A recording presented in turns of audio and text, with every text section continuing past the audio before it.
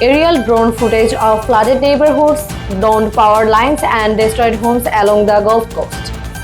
Hurricane Beryl, one of the most powerful storms to hit the US in recent years, has finally moved on, but the recovery is just beginning.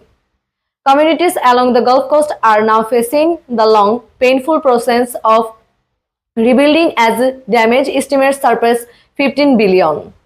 Wind blasted homes in Texas, people returning to survey the damage, Red Cross tents being set up.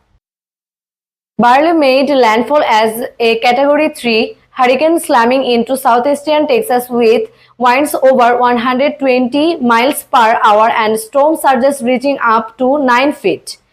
Entire neighborhoods in Galveston, Corpus Christi, and Port Lavaca were left underwater, with thousands of homes flooded, destroyed, or severely damaged.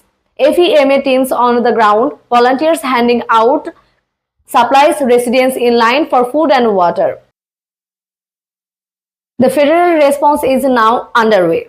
FEMA has deployed hundreds of emergency personnel, mobile clinics, and recovery teams. Shelters are open across the region, and National Guard's troops are assisting with search and rescue, debris removal, and infrastructure repairs. Local officials and community leaders grieving past confessions. Local leaders say the priority is restoring power, water, and communications as over 2 million residents were left in the dark during the storm.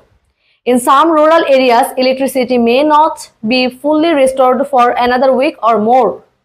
Cleanup crews cleaning roads, volunteers getting waterlogged homes.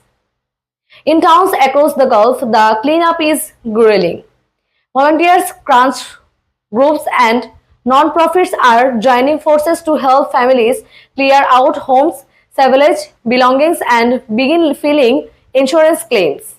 For many, it's not the first time. Some residents have rebuilt the storms before and now face doing it all over again. Drone shots of commercial districts, shattered stores, and damaged schools. The economic toll is steep. Early estimates suggest over 15 billion in total damage to homes, business, schools, and critical infrastructure. Agriculture in the region has also taken a hit, with thousands of acres of crops destroyed and livestock losses mounting. Emotional interviews with families returning to their homes. For many families, the emotional cost is just as devastating.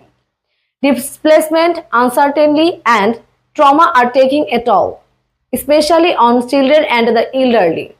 Mental health services are being deployed alongside traditional disaster response. President Biden is speaking about federal aid, Congress members touring disaster areas. President Biden has promised full federal support, authorizing disaster declaration for the hardest hit continues. Additional emergency funding and rebuilding grants are expected from Congress in the coming days.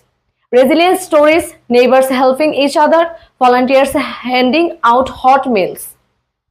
Still, amid the devastation, stories of resilience and community are shining through. Neighbors helping neighbors, volunteers arriving from across the country, local business donating supplies. The Gulf Coast is no stranger to hurricanes, as once again it's showing the strength to rebuild. Hurricane Beryl may be gone, but the recovery will take months or even years. As Gulf communities begin the long road back, the focus now turns in rebuilding homes, restoring hope, and prepare for whatever comes next. Have you been affected by Hurricane Beryl? Share your story below.